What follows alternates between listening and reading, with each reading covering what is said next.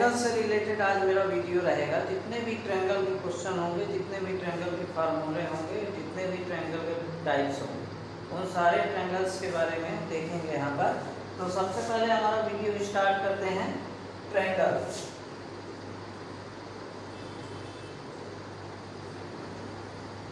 Triangle त्रिभुज।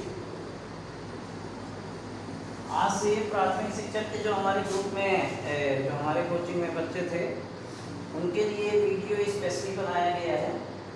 तो और जो पीपीटी के का एंट्रेंस एग्ज़ाम होने वाला है, उसके लिए बहुत यूजफुल होगा। और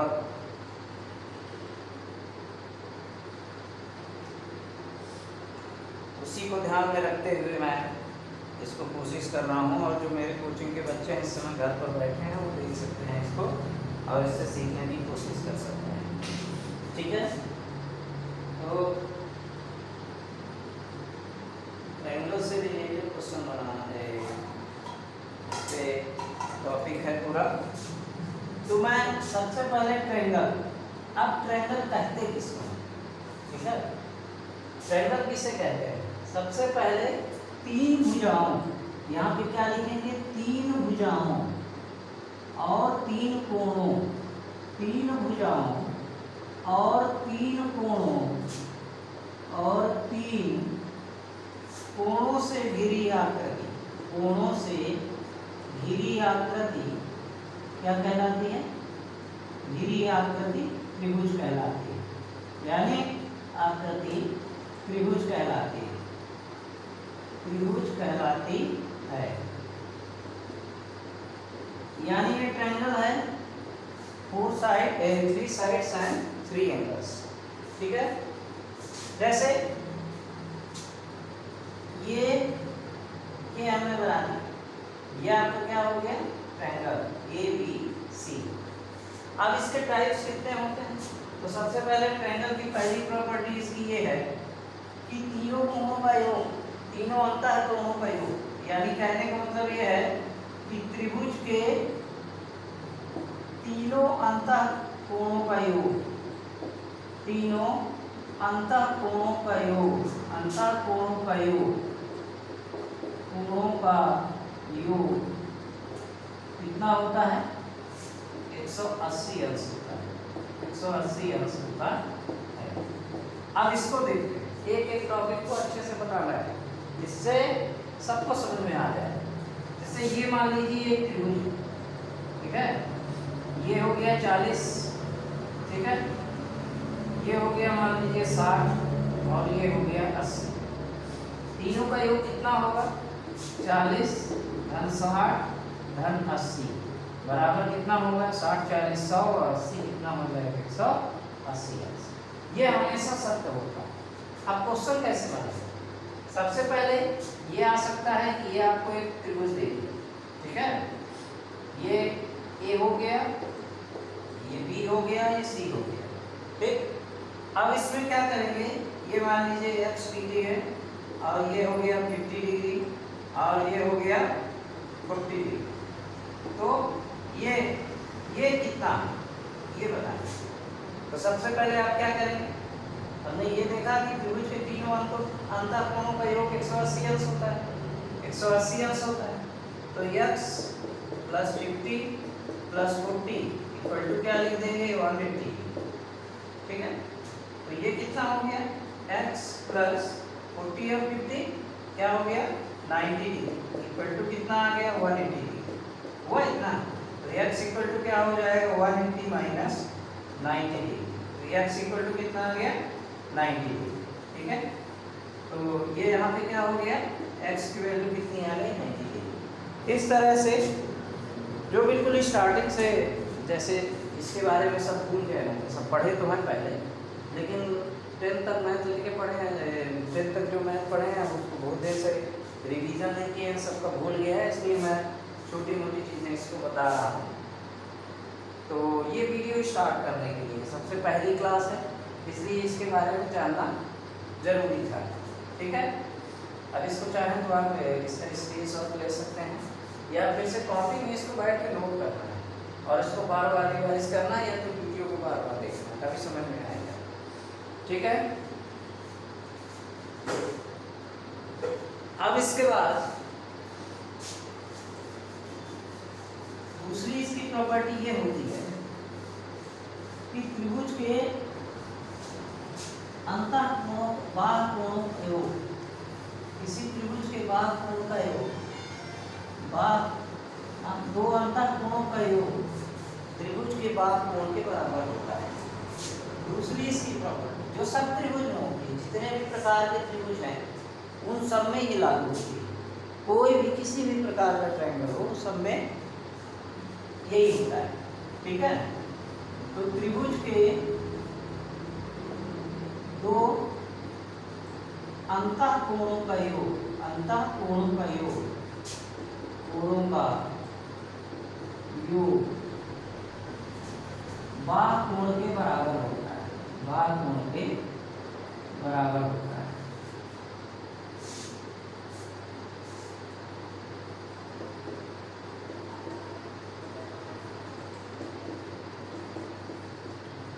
कहने का मतलब ये है कि त्रिभुज के दो अंतःकोणों का योग बाह्य कोण के बराबर होता है। इस ऐसा एक ट्रायंगल बना दीजिए, ये ऐसा। अब ये हमको फाइंड करना, तो यहाँ पर इसका नहीं, यहाँ पर ये हो गया मान लीजिए 40 और ये हो गया 30, ठीक है, या 70 ले, तो ये कितना होगा, ठीक है। तो इसके जैसे ये लिखा गया है कि त्रिभुज के दो अंतःकोण का योग बाह्य कोण के बराबर होता है, ठीक है। तो यहाँ पे क्या हो जाएगा, x बराबर 40 धन 70 कर दें, तो x बराबर 40 70 कितना होगा 110, यानी x बराबर कितना आ जाएगा 110 डिग्री, यानी x equal to 40 plus 70 equal to x equal to 110। अब जैसे ऐसे आ गया, ठीक है, ये ऐसे एंगल हो गया, ठीक है, यहाँ पर ठीक, यहाँ पर आपको ये थोड़ा डिफरेंट है, लाइन एंगल्स का जब वीडियो मैं बनाऊंगा तो इसमें पर्टिकुलरली अपोजिट एंगल वगैरह की बात करूँगा। तो अभी मैं थोड़ा बताया देता हूँ इसको। ये सपोज दैट आपका ये मान लीजिए 80 डिग्री है और ये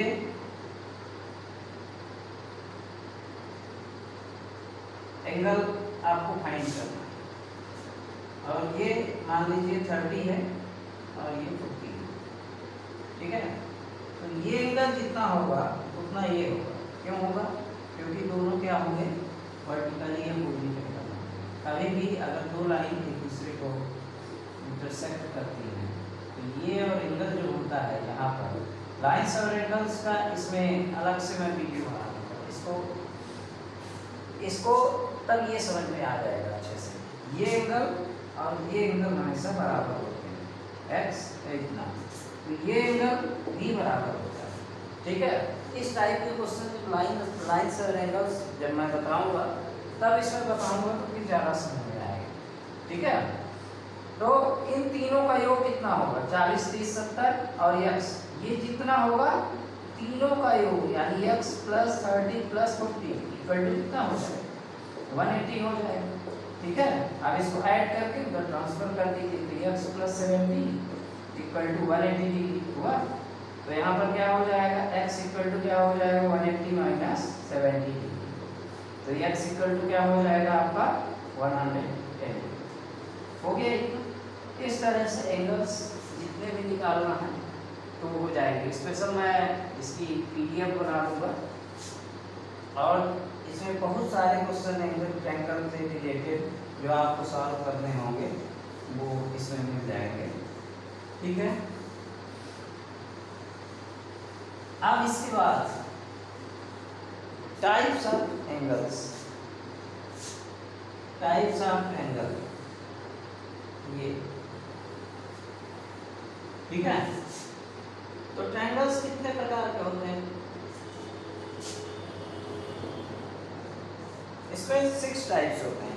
3 टाइप्स जो हो गए साइड बेसेस हो गए और 3 टाइप्स क्या हो गए एंगल बेसिस हो गए। ठीक है, तो साइड बेसिस इसका देखते हैं। ठीक है, त्रिभुज 6 प्रकार के होते हैं। त्रिभुज 6 प्रकार के होते हैं। कितने प्रकार के? 6 प्रकार के होते हैं। ठीक है ना। There are 6 types of triangle, 3 types of side bases। यहाँ पे साइड बेसिस भुजाओं के आधार पर 3 प्रकार हो गए, भुजाओं के आधार पर, और तीसरा प्रकार हो गया एंगल्स बेसिस।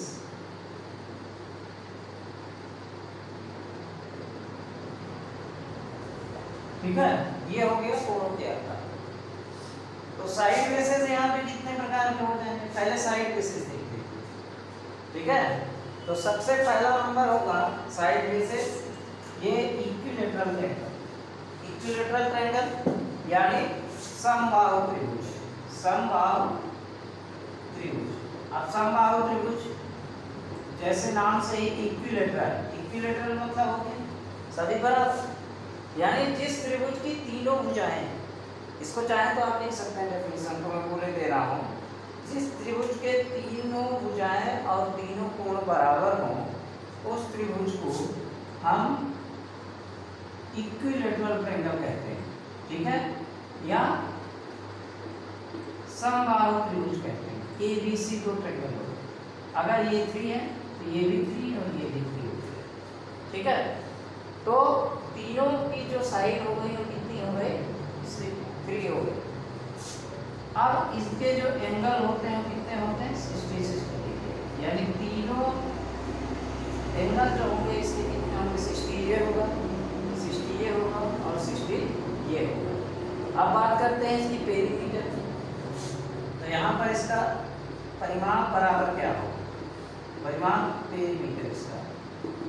पेरीमीटर किसी का भी हो, उसके बाउंड्री की बात करते हैं। बाउंड्री मतलब यहाँ से अगर कोई स्टार्ट करता है दौड़ना, या इस पर बाड़ लगाना है या कुछ भी करना है, तो बाउंड्री के चारों तरफ इसका जो बाउंड्री होती है ना, उसकी लंबाई को हम बोलते हैं। तो जैसे इसमें ये 3 है, सपोज दैट इसकी साइड क्या है? A है। ठीक है, A तीनों तो बराबर होंगे, इक्विलेटरल है। तो A प्लस A तीनों मिलकर के क्या हो गए? 3A या 3 इंटू साइड, या इसको बोल सकते हैं भुजा, 3 गुणे भुजा इसका परिमाप होगा। ठीक है, अब इसका एरिया क्या होता है? ठीक है, त्रिभुज का क्षेत्रफल बराबर, त्रिभुज का क्षेत्रफल बराबर क्या हो जाएगा? क्षेत्रफल बराबर क्या हो जाएगा? √3/4 A स्क्वायर। A स्क्वायर यानी यहाँ पे लिख दीजिए भुजा का वर्ग। ठीक है, अगर साइड A लेते हैं तो A का स्क्वायर, अगर भुजा डायरेक्ट लिखते हैं तो भुजा का स्क्वायर, जितने भी भुजा दी रहेगी। यानी यहाँ पे आपको क्या हो जाएगा? √3/4, और इसका एरिया अगर निकालना है तो 3 साइड हमने लिया था, तो 3 का स्क्वायर, यानी क्या हो जाएगा? ये √3/4 × 9, यानी 9√3/4 सेंटीमीटर या मीटर स्क्वायर जो भी है। एरिया हमेशा स्क्वायर में होता है। ठीक है, तो ये हो गया इक्विलेटरल ट्रायंगल की जितनी भी प्रॉपर्टी होती हैं। सबसे पहले इसको रिवाइज कर लेते हैं। इसकी तीनों साइड इक्वल होती हैं। ठीक है, इसके तीनों जो एंगल होते हैं 60 डिग्री के होते हैं। इसमें कंफ्यूजन वाली कोई बात नहीं है। तीनों एंगल जो हो जाएंगे वो 60 डिग्री हो जाएंगे। कहीं पर भी इक्विलेटरल ट्रायंगल अगर बने तो ये मतलब यूनिवर्सल ट्रूथ है ना, इसमें कोई। फिर इसका परिमाप क्या होगा? Perimeter equal to 3 into side होगा, 3A या 3 इंटू साइड, और एरिया क्या होगा? √3/4 स्क्वायर होगा। ठीक है, अब इसके बाद हम देखते हैं इसको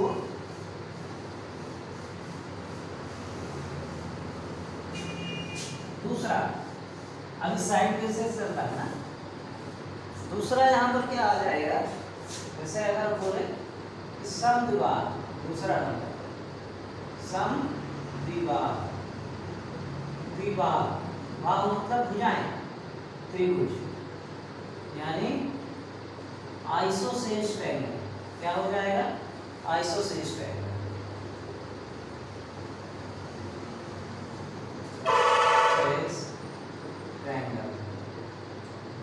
समद्विबाहु त्रिभुज आइसोसेलेस ट्रायंगल। ये आइसोसेलेस ट्रायंगल क्या होगा? सबसे पहले हमको ये लिखना है, इसकी दो भुजाएं बराबर होंगी, ठीक है। और इसकी जो तीसरी भुजा, ऐसा त्रिभुज जिसकी दो भुजाएं बराबर हों या एक जैसी हों और तीसरी भुजा अलग हो।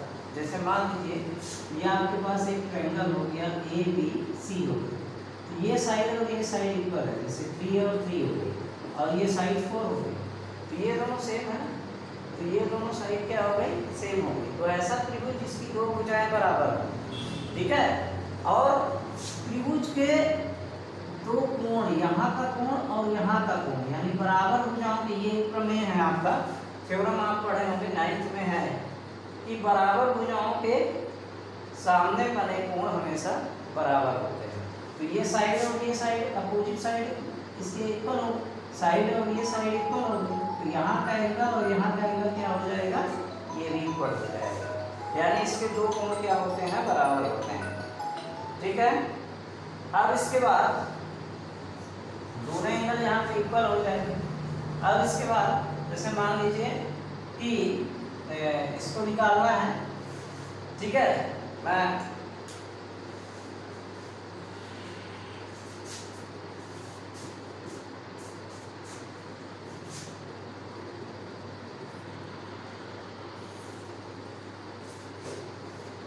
ठीक है, तो इसके बाद इसका भी पेरीमीटर वही होगा कि इसका परिमाप क्या होगा? सभी भुजाओं का योग, यानी परिमाप बराबर क्या हो जाएगा? परिमाप बराबर हो जाएगा सभी भुजाओं का योग, यानी 3 प्लस सभी भुजाओं का योग, सभी भुजाओं का योग, ठीक है। यानी सबका परिमाप कितना होगा? ये जितना होगा 3 प्लस 3 प्लस 4 यानी कितना हो जाएगा? 3 3 6 और 4 10 सेंटीमीटर, ठीक है। जब ये बड़े बड़े क्वेश्चन आएंगे तो ये बहुत काम आएंगे, इसलिए इसको हम थोड़ा जल्दी जल्दी करते हैं। तो त्रिभुज का परिमाप बराबर होगा तीनों भुजाओं का योग, ठीक है। अब इसके बाद इसका अलग है, यानी विषम बाहु त्रिभुज, विषम बाहु त्रिभुज, ठीक है। अब विषम बाहु त्रिभुज क्या होता है? विषम बाहु त्रिभुज जिसकी तीनों भुजाएं अलग अलग, यानी अगर ये त्रिभुज है, ये एक त्रिभुज हो गया ए बी सी, ठीक है, ए बी सी एक ट्रायंगल हो गया, ये साइड आपकी डिफरेंट है, ये साइड आपकी डिफरेंट है, ये साइड आपकी डिफरेंट, यानी तीनों अलग अलग है, ठीक है। तो इन तीनों की जो साइड्स होंगी वो अलग अलग हैं, तो यहाँ पे इसका क्या हो जाएगा? ऐसा त्रिभुज जिसकी तीनों भुजाएं और तीनों कोण क्या हो? अलग अलग, की माप अलग अलग हो, वो त्रिभुज क्या कहलाता है? विषम बाहु त्रिभुज, या इसके अलग ट्रायंगल उसको कहते हैं। अब इसका परिमाप क्या होगा? अब परिमाप को हम हीरोन का फार्मूला इसमें अप्लाई करेंगे। तो तीनों ट्रायंगल हो गए साइड बेसिस, इसलिए बताना जरूरी है। फर्स्ट नंबर, इसका परिमाप या परिमित 2s इक्वल टू होता है a प्लस बी प्लस सी, यानी अगर ये साइड a हो गई, ये साइड b हो गई और ये साइड c हो गई, ठीक है। तो s इक्वल टू क्या होता है? a plus B plus C, a plus B plus C upon 2, ये हो गया इसका अर्ध परिमाप, यानी सेमी पेरीमीटर होता है। ये क्या होता है? परिमाप होता है, या परिमित या परिमाप या पेरीमीटर, ठीक है। परिमाप ये हो गया कितना? 2s होता है। s equal to a plus B plus C, तो s equal to a plus B plus C upon 2 हो जाएगा। अब हीरोन का फार्मूला, एरिया ऑफ ट्रायंगल यानी त्रिभुज का क्षेत्रफल, त्रिभुज का क्षेत्रफल बराबर होता है, बराबर क्या होता है? s into s minus a, s minus b and s minus c, area of triangle equal to S into S minus A S minus B and S minus C root over. इस पे root लगा रहेगा, ठीक है। तो ये हो गया आपका सेंटीमीटर स्क्वायर क्या होता है। तो area of triangle equal to S into S minus A S minus B and S minus C, ठीक है। अब इसके बाद इसमें इसको हीरोन फार्मूला अप्लाई करेंगे तो एरिया निकालने के लिए, एरिया ऑफ ट्रायंगल। अब दूसरा एक फार्मूला लेते हैं। एरिया ऑफ ट्रायंगल का एक और फार्मूला होता है। Area of triangle equal to होता है 1/2 into base into height, base into height. यहाँ पर क्या हो गया 1/2 इंटू आधार गुणे ऊंचाई, ठीक है। आधार गुणे ऊंचाई यानी एरिया ऑफ ट्रायंगल, त्रिभुज का क्षेत्रफल बराबर, त्रिभुज का क्षेत्रफल बराबर हो जाएगा आधार गुणे 1/2 बराबर आधार गुणे ऊंचाई। इसको जल्दी से नोट कर लीजिए।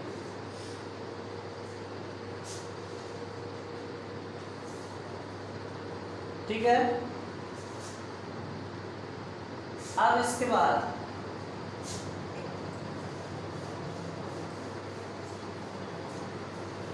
हम इसके आगे करेंगे समबाहु त्रिभुज हो गया, ठीक है। अब अगर कभी भी ऐसा त्रिभुज आता है हमारे पास कि जिसकी तीनों भुजाएं बराबर होती, ठीक है, यानी आपका समबाहु त्रिभुज है, ठीक है। ये ऐसा समबाहु त्रिभुज आपका बनाया है, ठीक है। ये हो गया ए, ये हो गया बी, ये हो गया सी, और यहाँ से इस पे परपेंडिकुलर यहाँ पर डाला जाता है, ठीक है। तो इसकी अगर एक साइड x है, ये पूरी साइड BC x है, ये भी x है, ये भी x है, ठीक है। तो x x x तीनों साइड बराबर होंगे। तो ये जो परपेंडिकुलर होगा इसमें, तो परपेंडिकुलर इसमें एंगल कितना बनाएगा 90 डिग्री बनाएगा, और इसको इस BC को दो बराबर भागों में डिवाइड करेगा, यानी इसकी x/2 हाइट हो गई और इसकी x/2 हाइट हो गई। अब यहाँ पे ये बताना पाइथागोरस प्रमेय, पाइथागोरस प्रमेय, ठीक है। तो पाइथागोरस प्रमेय क्या होता है, किसी समकोण त्रिभुज में, हालांकि अभी मैं समकोण त्रिभुज बताया नहीं, इसके लिए थोड़ा रोक देते हैं इसको।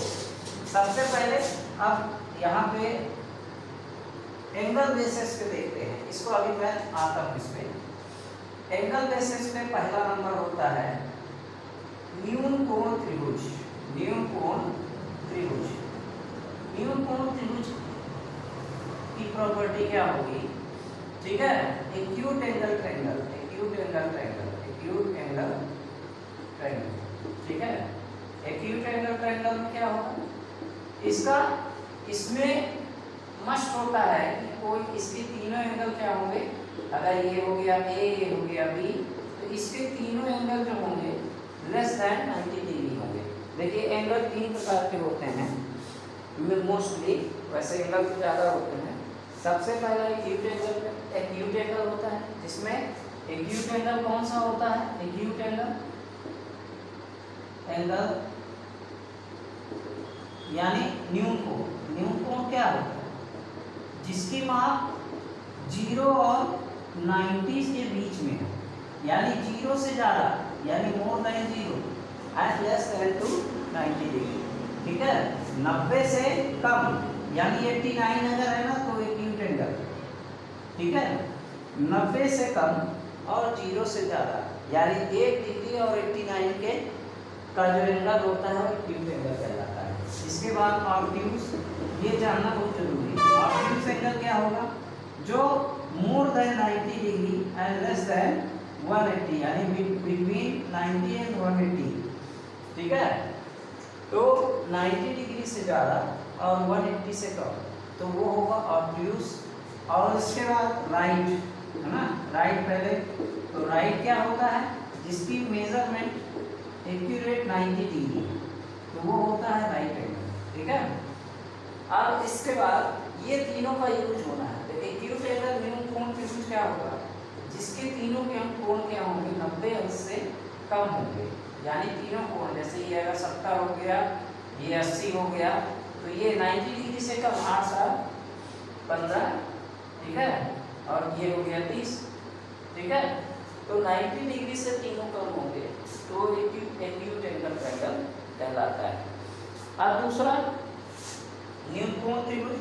अब इसके बाद दूसरा नंबर है, दूसरा नंबर क्या है, obtuse angle triangle, obtuse angle triangle, ठीक है, एंगल ट्रायंगल। तो ऑब्ट्यूज एंगल ट्रायंगल क्या होगा, ऑब्ट्यूज एंगल ट्रायंगल ये होगा कि जिसकी मेजरमेंट क्या हो बिटवीन 90 डिग्री, यानी यहाँ पर एक एंगल मस्ट होगा कि एक एंगल जो होगा वो क्या होगा, थोड़ा ये फैला हुआ होगा, ठीक है, ये ऐसे होगा, तो ये क्या हो जाएगा, ऑब्ट्यूज हो जाएगा, यानी यहाँ पे क्या हो सकता है, ये 120 डिग्री हो सकता है, 110 100, ए इधर बी हो गया, ये सी हो गया, जैसे ये अंक, ये अगर ऐसे होगा अंदर तक तो ये एक्यूट एंगल बनेगा, और ये फैला ऐसे होगा तो ये ऑब्ट्यूज बनेगा, और अगर सीधी उंगली अगर रखें तो ये 90 डिग्री बनेगा। तो इसमें ये मस्ट होना चाहिए, यानी एक एंगल आपका इस ट्रायंगल का मोर देन 90 डिग्री होगा, यानी मोर देन 90 डिग्री, यानी आपको 90 डिग्री से ज़्यादा होना चाहिए एक एंगल बस, बाकी ये दोनों एक्यूट होंगे, ठीक है। अब इसके बाद हम करते हैं बात राइट की। राइट में क्या बात करेंगे, राइट एंगल। राइट एंगल क्या होता है, जिसमें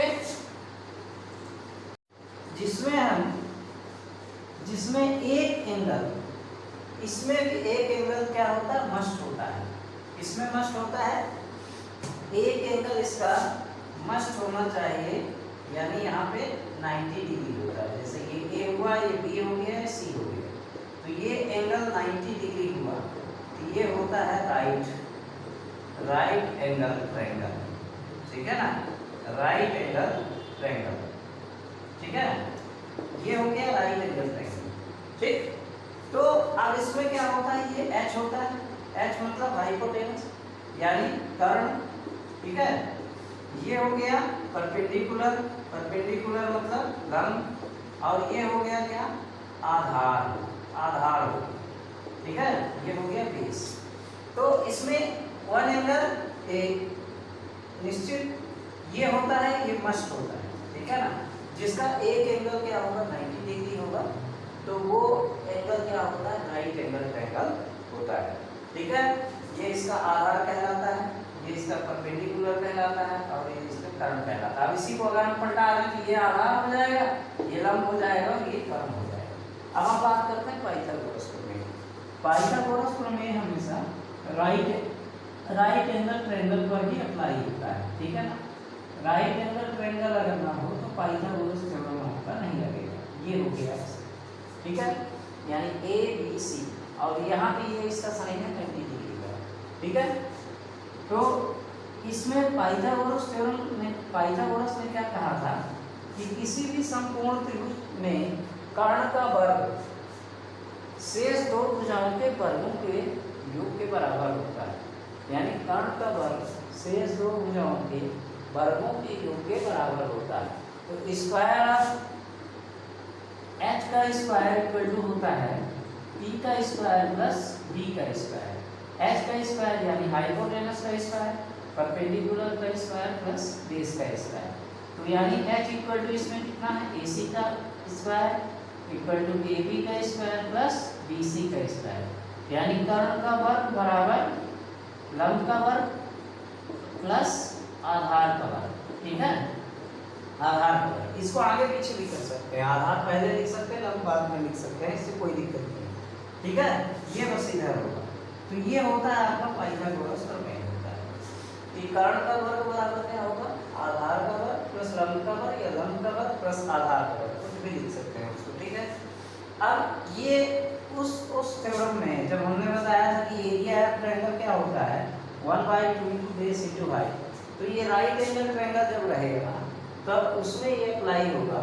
जैसे ये हो गया, इसकी हाइट हो गई, ठीक है, और ये इसका बेस हो गया। जैसे मान लीजिए 5 है, ये 6 है, ठीक है, तो इसका एरिया क्या होगा, तो एरिया इक्वल टू क्या होगा, half and 5 into 6 base into height, base into height, ठीक है, यानी आधार गुणे ऊंचाई, ऊंचाई इसकी ये होगी और आधार इसका ये होगा। अब इसी को अगर हम पलटा है तो ऊंचाई इसकी क्या हो गई, 6 हो गई, आधार इसका 5 हो गया। अब इसको आप 3 हो गया, यानी 5 3 जा 15 सेंटीमीटर इसका एरिया हो गया, ठीक है। अब हम आते हैं इस पे, जहाँ हम पहले बात कर रहे थे, तो ये पाइथागोरस थ्योरम आपको क्लियर हो गया एक बार, h का स्क्वायर इक्वल टू होता है p का स्क्वायर प्लस b का स्क्वायर, यानी कर्ण का वर्ग बराबर लंब का वर्ग प्लस आधार का वर्ग, ac का स्क्वायर इक्वल टू ab का स्क्वायर प्लस bc का स्क्वायर, और एरिया ऑफ ट्रायंगल आपको क्या होता है, बेस इनटू हाइट होता है, ठीक है। आपका इतना हो गया। अब इसके बाद यहाँ पर आते हैं, ये इक्विलैटरल ट्रायंगल हो गया, तो इक्विलैटरल ट्रायंगल में अगर ये तीनों साइड इक्वल हो तो आपको इसको निकालनी है, यहाँ से इसकी मीडियन बोले या एल्टीट्यूड इसको बोले, यानी इसमें लंब यहाँ पर डाला गया है, जो तीसरी भुजा को यहाँ इस वर्टेक्स से लेकर के यहाँ पर इसमें एल्टीट्यूड है, और इसको दो भागों में परस्पर दो बराबर भागों में बांटती है। तो यहाँ से यहाँ तक अगर इसकी लंबाई x है तो ये BD जो होगी x/2 होगी, और जो BC होगी वो भी x/2 होगी। तब इसमें राइट एंगल ट्रायंगल का फार्मूला लगाएंगे, यानी इसकी अगर h है हाइट, तो हाइट अगर निकालनी है कि इसकी है, ये हाइट कितनी होगी, मान लीजिए क्वेश्चन में दे दिया कि ये तीनों साइड इतनी है और इसकी हाइट कितनी होगी, तब आप इसकी हाइट कैसे निकाल सकते हैं, h इक्वल टू होता है फार्मूला, उस थ्योरम से क्या होगा, पाइथागोरस थ्योरम प्रमेय से। तो पाइथागोरस प्रमेय में यहाँ पर क्या होगा, पाइथागोरस प्रमेय में ये इसका कर्ण होगा, ये इसका लंब होगा और ये इसका आधार होगा, यानी h का स्क्वायर इक्वल टू p का स्क्वायर प्लस b का स्क्वायर, यानी यहाँ पे क्या हो जाएगा, h की जगह यहाँ पे x है, तो x का स्क्वायर इक्वल टू p का स्क्वायर इक्वल टू परपेंडिकुलर कितना h का स्क्वायर, b इक्वल टू कितना है x/2 का होल स्क्वायर, तो x का स्क्वायर इक्वल टू h का square plus x square upon 4। अब इसको इधर ले आइए, तो x का स्क्वायर इक्वल माइनस, इसको जब इधर लाएंगे तो क्या हो जाएगा, x का square upon 4 equal to h का स्क्वायर। अब इसका हम एलसीएम करेंगे तो ये हो गया 4 से क्या हो जाएगा, 4x square minus x square equal to h का स्क्वायर। अब 4x स्क्वायर में x स्क्वायर घट गया तो कितना बचा, 3x square upon 4 equal to h का स्क्वायर, तो h का स्क्वायर इक्वल टू क्या हो गया, अब h इसका जो स्क्वायर होता है इस इधर आएगा तो इस पे अंडर रूट लग जाएगा, तो रूट 3x स्क्वायर अपॉन 4 हो जाएगा। अब जो अंडर रूट से बाहर वही निकलेंगे जो स्क्वायर में होंगे, जो स्क्वायर रूट लेकर निकलेगा, तो h का स्क्वायर इक्वल टू क्या हो जाएगा, x रूट के बाहर आ जाएगा, रूट 3/2 हो जाएगा, ये h इसकी हाइट हो जाएगी, ठीक है, इतना समझ में आ गया, ठीक। तो h इक्वल टू क्या हो जाएगा, h इक्वल टू क्या हो जाएगा, x रूट 3/2, ये यहाँ तक हो गया, ठीक है। अब इसका स्क्रीनशॉट ले लीजिए। अब दूसरी बात हम करते हैं, इसके कुछ प्रॉपर्टी,